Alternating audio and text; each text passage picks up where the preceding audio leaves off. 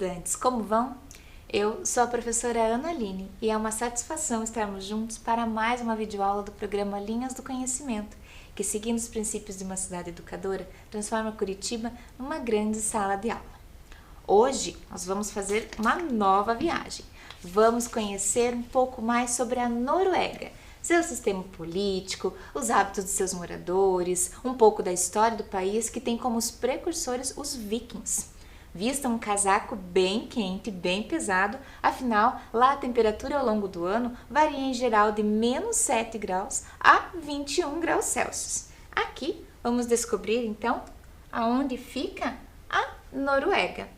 Então, saindo aqui de Curitiba, nós podemos ver, então saindo aqui do aeroporto, porque afinal fica muito longe daqui, então saindo de Curitiba até a Noruega. Aonde fica a Noruega? Olha lá, a Noruega localiza-se ao norte da Europa e tem uma fronteira terrestre. Olha lá, a Noruega que tem uma fronteira terrestre.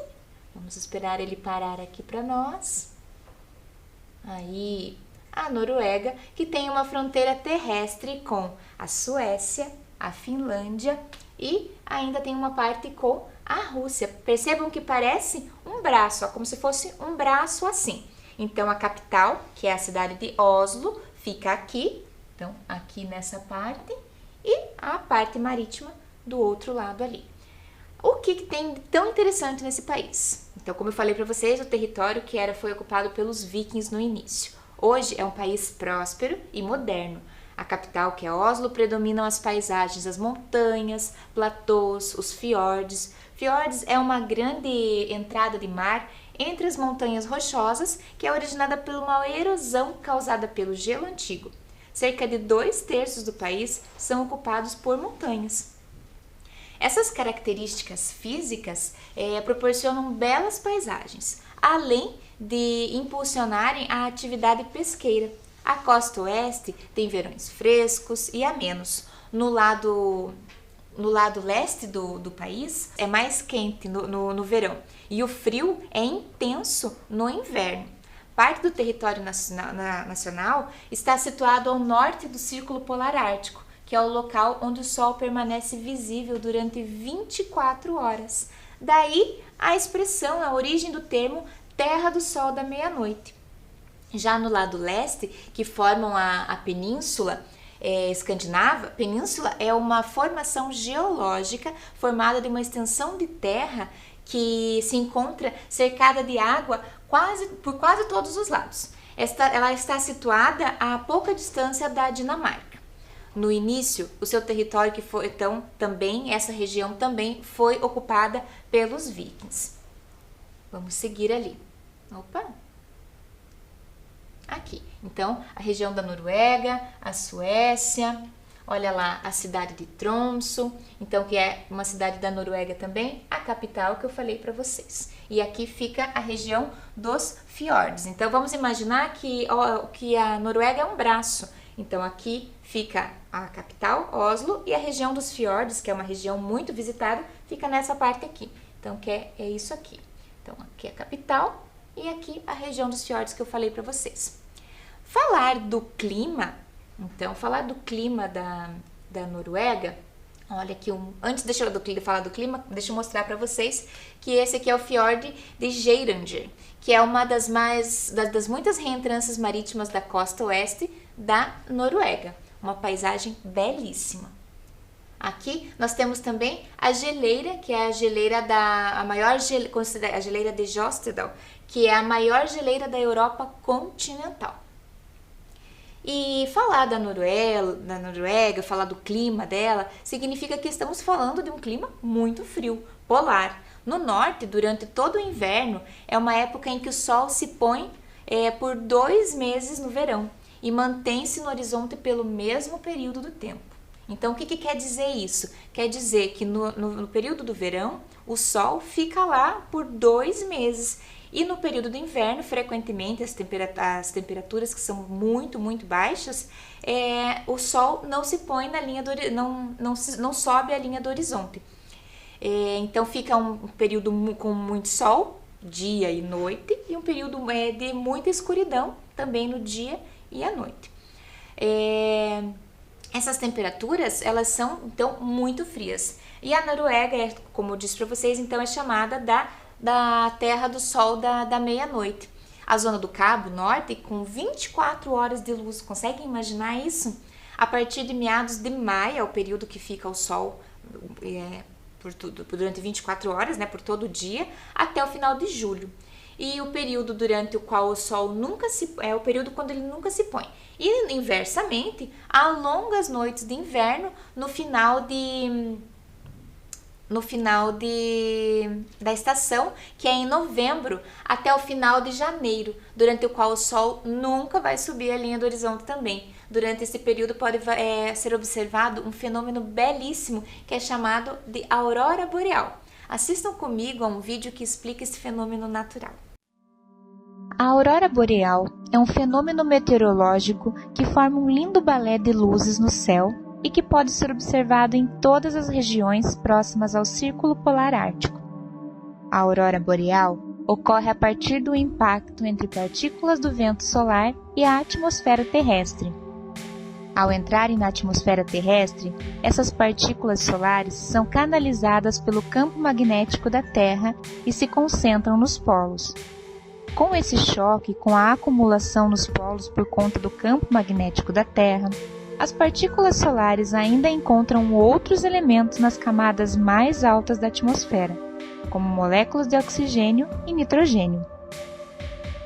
A partir de tudo isso, são formados os pontos luminosos e as faixas circulares ou horizontais, cheias de cores, luzes e encantos.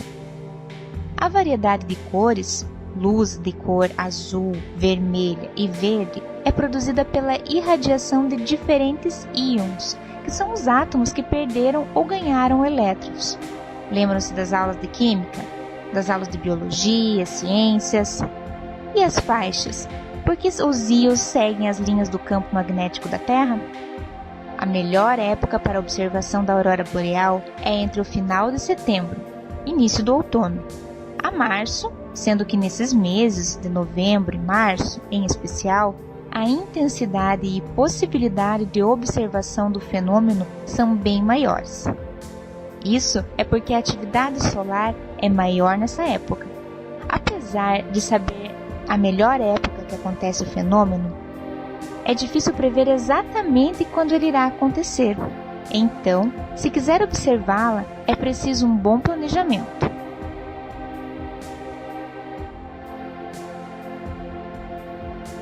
Agora que você já sabe o que é a aurora boreal e como ela acontece, é hora de ver onde essas luzes estão acontecendo.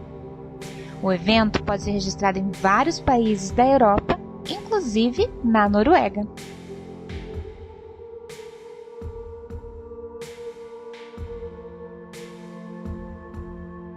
Que fenômeno lindo, não é mesmo? Então, agora que a gente já viu um pouco mais da aurora boreal e eu aposto que vocês ficaram curiosos para saber um pouco mais e observar mais dela, vamos saber um pouquinho como é a fauna e a flora nesse país belíssimo que é a Noruega. As árvores mais presentes são os pinheiros, as bétulas, os freixos, urzes, musgos folhosos, crescem no solo de muitas florestas. Então, olha lá. Acredita-se que os pinheiros sejam as árvores mais antigas da Terra. Alguns podem viver por até 6.000 anos. Há 90 espécies de pinheiros. Eles são mais comuns nas regiões montanhosas. Então aqui, olha, eu falei para você em bétulas. Eu não conhecia essa planta antes de estudar, né? Então as bétulas são árvores conhecidas por terem essa bela casca e fazem muito sucesso na Noruega na parte de móveis e madeiras rústicas. As bétulas produzem cachos, esses cachos aqui, olha só, cheios de sementes, e quando eles caem das árvores, as sementes se espalham no solo, então continuando todo esse processo, né, de plantar novamente, de nascerem novas plantas de bétulas. Aqui é comum vermos também as ondulantes cobertas, as colinas ondulantes cobertas com essas belas flores roxas. Os musgos provavelmente vocês já viram, né? Mas eles se desenvolvem em locais muito úmidos, que propicia bem a região da Noruega, caracteriza bem a região da Noruega. locais úmidos e sombreados. Existem mais de 10 mil espécies ou tipos de musgo no mundo inteiro. E aqui vamos também falar dos animais, que são comuns os animais mamíferos pequenos, como lebres, raposas, texugos, alces, as renas, os lemingues e os lobos, e vivem nas florestas e nas montanhas. Aqui a gente pode ver o lemingue, que é um tipo de roedor. As renas, né, possuem galhadas, que são grandes estruturas ósseas que crescem na cabeça dos animais. E o texugo, que é um mamífero conhecido pela enorme capacidade de escavar. Aqui nós temos as trutas e os salmões, que são os peixes em geral que vivem em riachos e lagos. Elas são, então, as trutas, que são parentes do salmão. E outro tipo são peixes de clima bem frio, como o bacalhau. Já a Noruega moderna, né, hoje em dia, é caracterizada por um nível elevado de bem-estar, igualdade de gênero e estabilidade econômica. Como nação, as raízes da Noruega remetem ao século IX. O país conquistou a independência da Suécia em 1905 e desde então tem sido uma monarquia constitucional. A Constituição norueguesa ela é de 1814. É a segunda Constituição escrita mais antiga do mundo e que ainda está em uso. Mas afinal, né, o que é uma Constituição? De todas as leis que existem em um país, a Constituição é a mais importante delas. É a norma que trata justamente da elaboração das outras leis, como devem ser feitas, por quem devem ser feitas, e é o conteúdo mínimo que essas e outras leis, né, outras normas, devem ter. A população. A população são de pessoas, atualmente a população de pouco mais de 5 milhões de pessoas, cerca de 14% são consideradas imigrantes. A Noruega também tem várias minorias nacionais e, como resultado da globalização, tornou-se um país mais multicultural. Os Samis são o povo indígena da Noruega. E o Sami também é a língua oficial da Noruega. Os noruegueses, na sua maioria nórdicos, né, são um povo europeu de origem germânica. Há pequenos grupos de asiáticos e de outros europeus. Vários milhares de lapões ou samis vivem principalmente no norte. Os lapões são conhecidos por criar rebanhos de renas. Então aqui a gente já está até observando esse povo, né, que habita o norte do país. O idioma principal, então, eles falam o Sami, mas o idioma principal é o norueguês, e a religião nacional é o cristianismo luterano evangélico, também conhecido por protestantes. A maioria da população vive em cidades, principalmente no sul do país, até pelas condições climáticas. Então aqui é uma igreja, a igreja que é uma igreja localizada em Redal, no município de Notodden, e é a maior igreja de madeira da Noruega. Foi construída no início do século XIII. Aqui é uma das igrejas que é uma das maiores locais onde as pessoas vão para visitar. Acabou até se tornando uma atração turística. E aqui vamos falar agora da economia da Noruega, que é um dos maiores fornecedores mundiais de petróleo, além de possuir grandes reservas de gás natural e minerais. Suas indústrias, elas fabricam principalmente navios, produtos alimentícios, máquinas, metais e papel. Aqui então temos aqui a extração de madeira, né, que é uma atividade importante da economia norueguesa, mas a pesca então e a extração de madeira também são atividades importantes para a economia. A maioria dos trabalhadores atua no setor de serviços, incluindo comunicações, bancos e saúde. A agricultura constitui uma parte pequena da economia, grãos, carnes e derivados de leite são os principais produtos. Aqui nós temos a vista da enseada de Bergen. ao crepúsculo, ao fim da tarde. É a segunda maior cidade da Noruega e tem um porto movimentadíssimo, uma economia bem diversificada, como falei para vocês. E uma das razões desse porto aqui ser tão famoso, olha só, tão movimentado, é o bacalhau da Noruega. Ele logo se tornou o ingrediente principal e popular e saboroso na bacalhoada, né, que é originário de Portugal. Esse prato clássico pode ser preparado de diversas maneiras, mas o ingrediente principal ainda é o bacalhau da Noruega. Mesmo depois de todos esses anos, Portugal e o Brasil são um dos maiores países que importam o bacalhau da Noruega. O status histórico da bacalhoada é demonstrado pelo ditado "El que corta el bacalhau", que significa aquele que corta a bacalhoada, que é uma expressão que é usada para se referir à pessoa que está no comando de dada situação.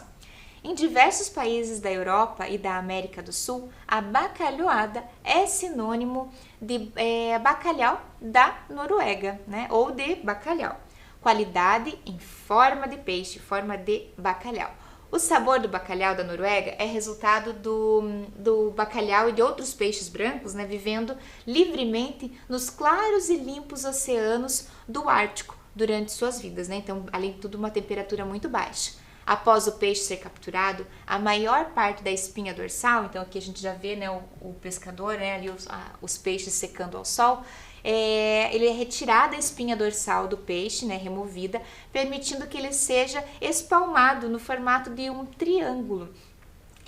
Então, o famoso formato triangular do bacalhau da Noruega, como estão nessa imagem ali. Isso facilita a salga do peixe de forma uniforme, bem como sua secagem e prensa. Os noruegueses vivem da pesca há muito tempo e a produção do bacalhau também ocorre há centenas de anos. Então ele é manipulado por pescadores locais por gerações. O bacalhau da Noruega é um produto de primeira classe com a mais alta qualidade do mar gelado norueguês até a mesa do jantar. E agora nós vamos falar então, antes eu quero contar para vocês que na época dos vikings o bacalhau já era seco dessa forma aqui. Então ele era carregado em seus famosos navios, né, os navios vikings. E essa técnica de preservação, né, do peixe já eram antigas e profundamente enraizadas em nossa cultura. O bacalhau seco era carregado nesses famosos barcos vikings e alimentava os marinheiros, possibilitando que eles viajassem longas distâncias que eram necessárias, e logo se tornou o primeiro e mais importante produto de exportação da Noruega. Nos séculos seguintes, as expedições vikings, né, o bacalhau seco norueguês, era comercializado e vendido por toda a Europa. Em troca, os comerciantes retornavam com vinhos, né, pagavam esse bacalhau com vinhos, temperos, farinha e grãos, até roupas, joias e muito mais. Famoso então pela sua qualidade, né, o Gadus morrua, que é o nome científico do peixe, né, do bacalhau, ainda é um dos produtos pesqueiros mais procurados no mundo. E agora sim, vamos falar também, então, dos noruegueses que desfrutam de uma excelente qualidade de vida, e não é só por causa do bacalhau. Conforme um relatório que foi divulgado pela ONU, a Organização das Nações Unidas, essa nação detém o maior índice de desenvolvimento humano, o IDH. É o maior índice de desenvolvimento humano do mundo. Ele baseia-se em alguns parâmetros: o parâmetro de saúde, educação e renda. Isso aí é usado para avaliar o desenvolvimento de qualquer país. O indicador de educação refere-se à quantidade média de anos de estudo de uma população. Entende-se que quanto maior for o tempo e a permanência da população na escola, melhores serão as chances de desenvolvimento para esse país. Por outro lado, mostra-se ainda um comprometimento dos gestores com o futuro de sua nação, na medida em que esse indicador reflete diretamente no desenvolvimento de futuras gerações. Já a variável da saúde avalia basicamente a taxa de expectativa de vida dos cidadãos de cada país participante. Entende-se que quanto maior for essa taxa nessa expectativa de vida dos seus habitantes, ações como campanhas de vacinação, educativas para a saúde, pré-natal, organização de sistemas públicos de saúde, ações também de fornecimento de medicamentos, entre outros, eles colaboram para elevar também este indicador. Já no quesito de renda, mede-se o valor médio do rendimento dos cidadãos como base na média do Produto Interno Bruto, que é o PIB, que é a soma de toda a riqueza produzida por um país em determinado período, normalmente anual, dividida pelo número de habitantes. Os serviços de saneamento ambiental atendem todas as residências na Noruega. A taxa de mortalidade infantil é uma das menores, 3 óbitos a cada 1.000 nascidos vivos. Todas as pessoas acima de 15 anos são alfabetizadas. A Noruega foi considerada o melhor lugar do mundo também para ser mãe. Afinal, são 12 meses de licença maternidade, sendo 90 dias destinados ao pai. Então, aqui, o Índice de Desenvolvimento Humano. E agora, nós vamos falar da história, e já vou chegar também como é que tem o nome, todo esse nome da coroa norueguesa. Então, os lapões, eles chegaram à região que hoje é a Noruega há pelo menos 10.000 anos, entre os séculos 9 e 11. Os vikings da Noruega comercializavam nas costas europeias e as saqueavam. O rei Olaf II uniu toda a Noruega no século XI. No final do século XIV, a Noruega, a Suécia, a Dinamarca passaram a ser governadas por um único rei. E a Noruega era o país mais fraco dessa união. A Suécia conquistou a independência em 1523. A Dinamarca, mesmo assim, continuou a dominar a Noruega. Em 1814, a Dinamarca perdeu o controle da Noruega para a Suécia. E a Noruega, enfim, declarou a sua independência em 1905, então uma independência relativamente nova. A Alemanha invadiu a Noruega em 1940, durante a Segunda Guerra Mundial.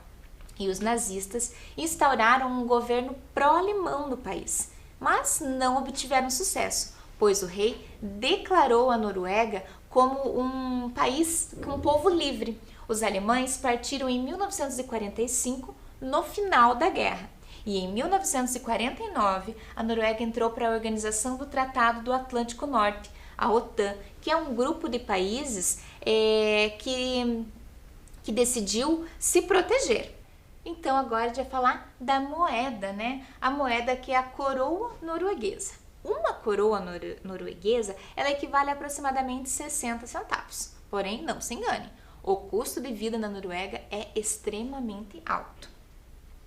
E a Noruega também a Noruega e o petróleo, é o milagre do petróleo lá de 1960, quando a Noruega descobriu o petróleo no Mar Norte. Então, foi aí que a Noruega começou a se tornar um país muito rico. Tem o maior fundo soberano monetário do mundo. Até os anos 60, a Noruega era um país de pouca influência na economia mundial. Sua economia baseava-se em exportações de peixes, enlatados de minério de baixo valor. O país figurava entre os mais pobres da Europa. As descobertas de petróleo no Mar do Norte, no fim dos anos 60, deram uma guinada fantástica nesse país que soube utilizar essa riqueza para gerar progresso e desenvolvimento para o seu povo. Mas eu falei para vocês já desde o início da aula muitas vezes nos vikings, né? Então, quem eram os vikings? E vocês aí em casa, estão interessados nessa história? Os vikings eram noruegueses, suecos e dinamarqueses, e a era viking começou oficialmente no ano de 750. Já havia ali um primeiro relato datado da época na cidade de Lindisfarne, que era um monastério, que é uma casa para monges, lá na Inglaterra, que foi atacado e saqueado. Aí, um sobrevivente conseguiu fugir e se esconder e escreveu pela primeira vez sobre os vikings. Quando ouvimos a palavra Noruega, já tem muita gente que logo liga, né, esse país à história e pensa nos vikings, que afinal estão corretos, porque na capital de Oslo há um museu viking e um barco viking que é um museu imperdível. Olha lá. Então aqui é o museu na capital da Noruega, que tem algumas embarcações. Nesse museu, o barco viking, então os barcos vikings, essas 3 embarcações são originais. Mas como é possível que um barco de madeira do ano 820, do ano 910, conseguir ficar conservado até hoje? Como é possível, né? Então, porque eles estavam enterrados na região. E como eu falei para vocês, a região é muito fria, então, além de tudo, o clima permitiu. No Museu do Barco Viking, o primeiro barco que você vê ao entrar é o Oseberg. Ele é do ano 820 e é também o barco viking mais bem conservado do mundo, pois há outros barcos vikings em outros países, como um que está na Dinamarca, por exemplo, mas que não está tão bem conservado quanto o Oseberg, que está em Oslo. O barco Oseberg foi o último a ser construído em madeira de carvalho por volta dos anos 820 e é o mais chamativo dos 3 barcos do museu, graças à sua bela decoração. Ainda podem ser vistos alguns restos da pintura, a madeira que é toda entalhada, o barco que é todo entalhado em madeira. O museu conta com outras 2 enormes peças-chave em torno das exposições, que tratam-se de mais 2 barcos vikings extremamente conservados, junto aos quais foram encontrados restos de tapeçaria, móveis de diferentes elementos, com os quais foram enterrados quando deixaram de navegar. Aqui, o Gokstad foi encontrado em 1884. E é o barco que remontado aproximadamente do ano 890, conta com 23 metros de comprimento e 5 de largura no seu interior. Foram encontrados vários utensílios também que podem ser observados no museu. Já aqui, no final, nessa última imagem, aqui nós temos o barco Thune, que foi o primeiro a ser descoberto em 1867. Infelizmente, foi encontrado em péssimo estado de conservação e atualmente só é possível ver a parte da plataforma. Tudo que era enterrado junto com as embarcações e os reis e rainhas, então se os reis e rainhas vinham a falecer, era parte de um ritual enterrar com eles alguns objetos que eles acreditavam que a pessoa usaria. O barco também, e colocavam ouro, prata, espadas, cavalos, comida e uma série de itens que eles achavam que os levaria a Valhall, que é o céu, né? Uma espécie de céu para esse povo. Os guerreiros, na realidade, prezavam pela morte durante a batalha. Então, para eles era um orgulho, era o desejo deles que morressem em batalha, para terem direito a entrar nesse grande céu, o grande salão dos deuses.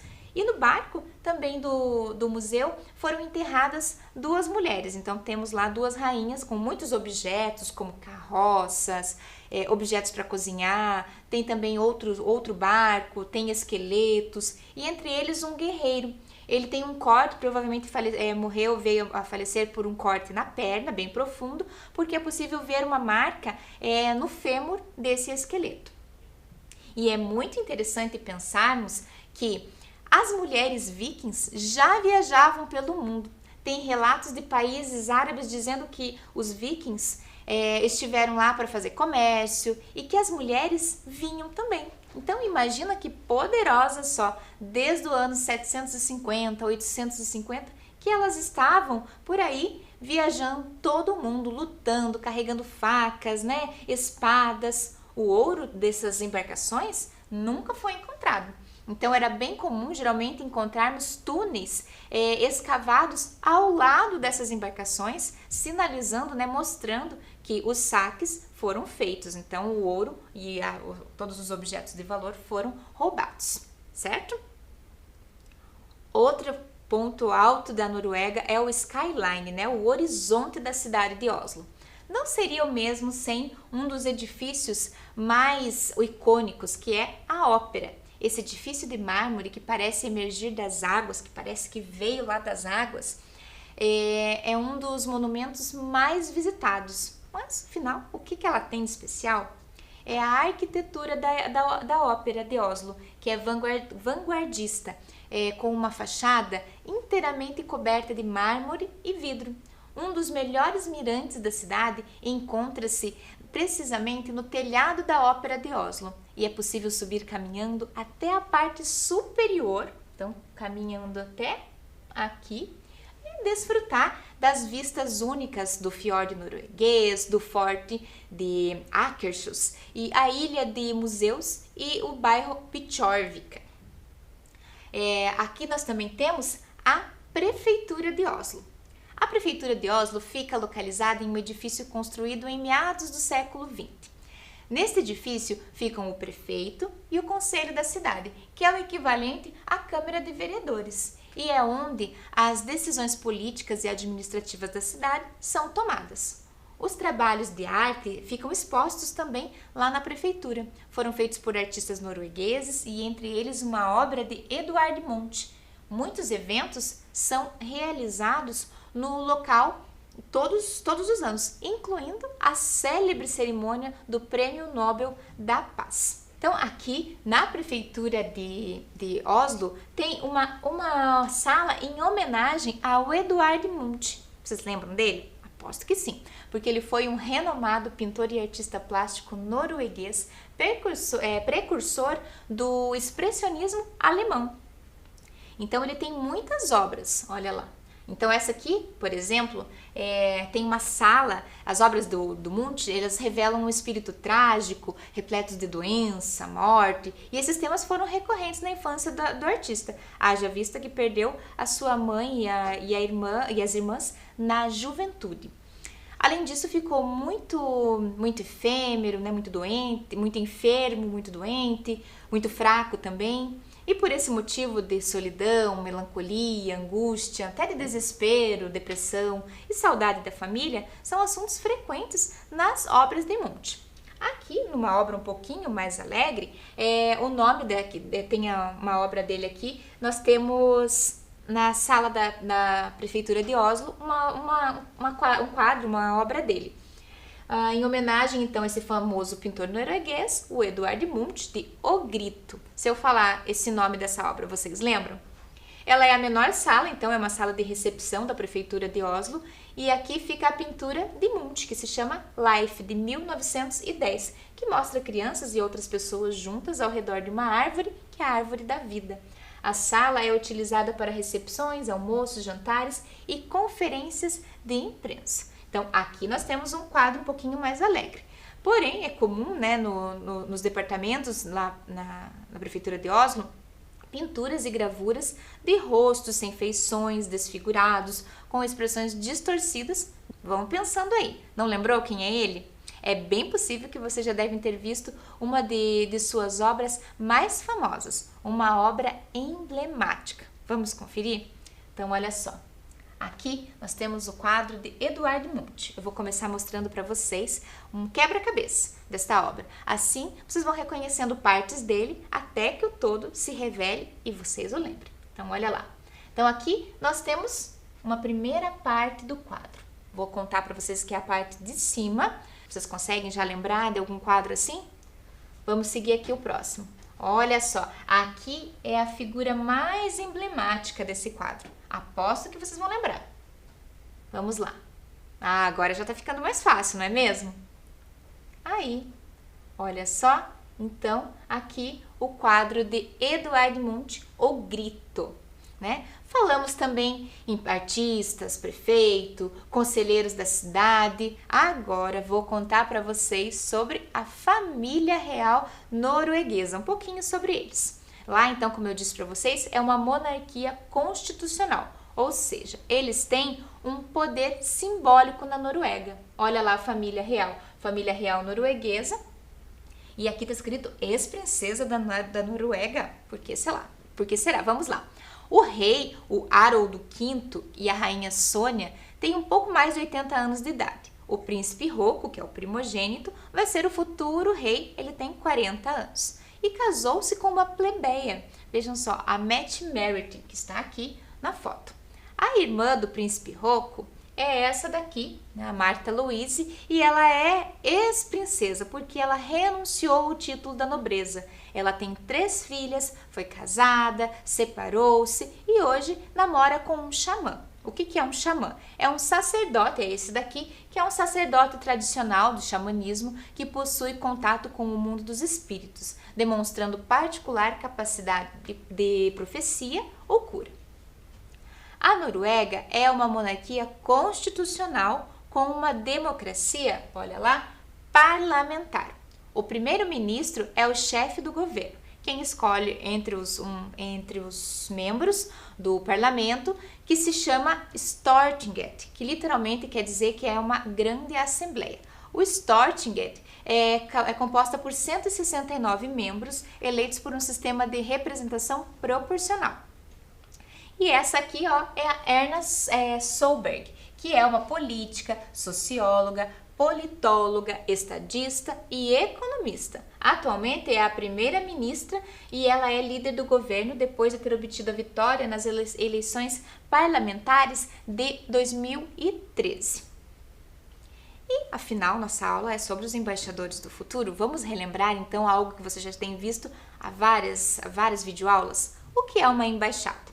Pode ser melhor descrita como um local de representação de um país para outro e geralmente é baseada na capital, né? A base dela fica na capital do país. Uma das tarefas é agir como um representante diplomático no país em que está situado. Olha lá, então aqui o embaixador norueguês no Brasil, que é o Nils Martin, que é um servidor do Ministério de Negócios Estrangeiros da Noruega há 23 anos. Ele também é diplomata de carreira desde 1994. Ele é mestre em ciência política pela Universidade de Oslo, a capital, onde nasceu. Ele desembarcou em agosto de 2019 em Brasília, no Distrito Federal, para um mandato de 4 anos, com uma experiência de quem já ocupou vários cargos de gestão na capital norueguesa, tendo servido também na China, na Inglaterra e em Marrocos. E o que é o consulado? O consulado é um escritório satélite, né, que é uma embaixada. A diferença entre eles e vários consulados encontrados em um determinado país são o nível dos poderes e o tamanho do edifício dos consulados. Alguns consulados maiores são consulados gerais, né, e geralmente podem ajudar em um vasto leque de assuntos.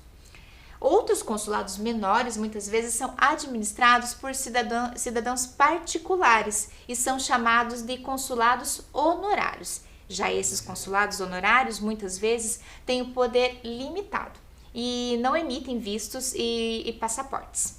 E os consulados localizados no Brasil ficam em Curitiba, Fortaleza, Manaus, Natal, Porto Alegre, Rio de Janeiro, Rio Grande do Sul, Salvador, Santos e São Paulo. Certo? Então agora nós não podemos deixar de falar sobre as curiosidades deste incrível país, não é mesmo? Olha só, eu trouxe uma coisa super diferente para vocês dessa vez, que é o sistema penitenciário da Noruega. A pena máxima para qualquer crime na Noruega é de 21 anos. Muitos dos presos condenados pelos crimes mais graves acabam por passar a pena nesta prisão de máxima segurança que fica em Halden. O objetivo é que as penas passadas nesta prisão sejam o mais reabilitantes possíveis, já que a maioria dos presos irá voltar a ser reintegrado na sociedade. Se ao fim da pena os presos forem ainda considerados perigosos para a sociedade, a sua pena pode ser estendida indefinidamente por blocos de 5 em 5 anos, para que a reintegração na sociedade seja funcional. As condições na vida da prisão imitam vida em liberdade. Então, os presos têm horários definidos, recebem atividades de formação, são encorajados a estudar, mesmo que à distância, cozinham as próprias refeições, fazem atividade física, têm aulas de música em um estúdio de gravação que fica ao dispor deles. Os guardas não estão armados e participam nas atividades de equipe e de maneira a criar um espírito de comunidade. A prisão foi desenhada por um estúdio de arquitetura e inaugurada em 2010.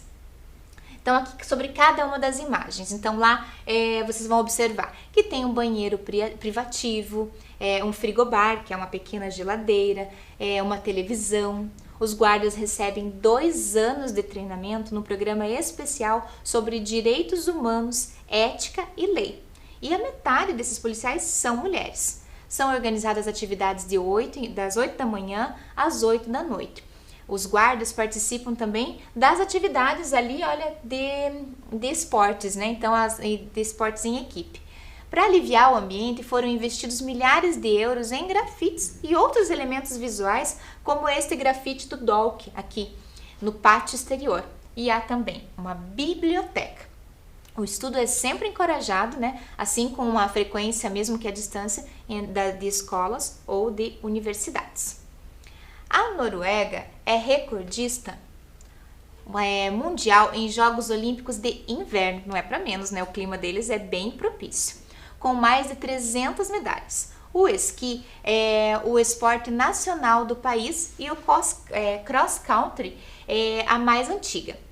Entre diversas modalidades de esqui, é muito tradicional a Noruega, que já que foi lá que ele nasceu.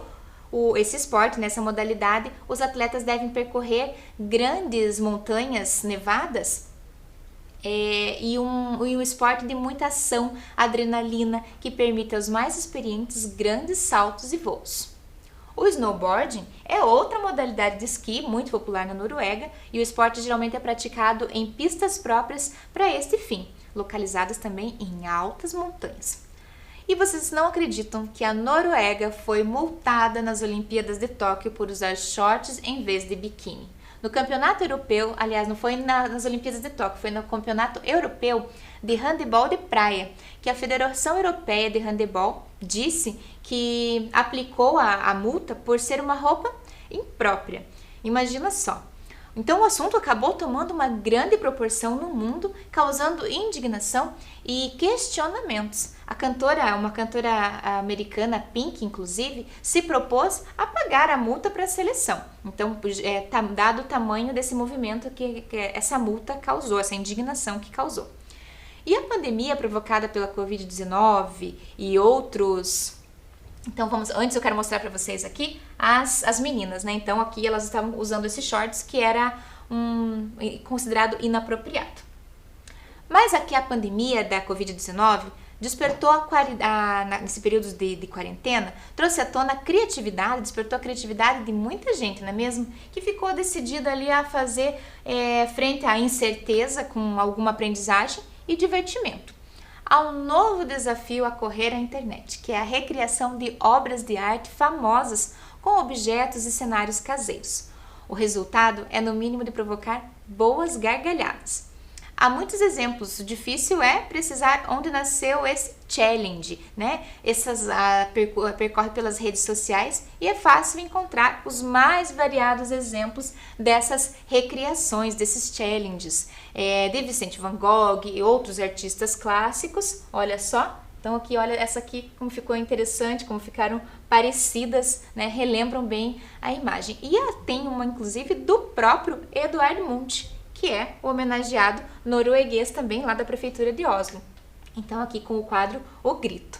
E agora, para nossa atividade final, eu proponho a vocês que peguem na casa de vocês lá uma folha de sulfite, uma folha de caderno, lápis de cor e recriem a obra de vocês. Vejam que essa obra aqui, então o grito, né, o medo que ele estava sentindo era o quê? Do coronavírus, né? Então ali a imagem está representada pelo coronavírus. E se você quiser ir além, pode pesquisar outras formas, outras plataformas para utilizar esse desafio, esse challenge, como eu também coloquei aqui a minha imagem dentro do quadro também. Do que será que eu estava com medo, com o que eu estava apavorada, do que era o meu grito? Qual é o grito de vocês? Proponho que vocês também façam essa atividade em casa, certo? Espero que vocês tenham gostado de conhecer a Noruega junto comigo e até a próxima!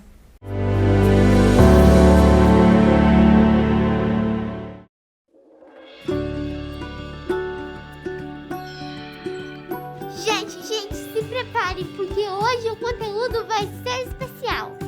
Com vocês, jeito de demonstrar carinho na pandemia.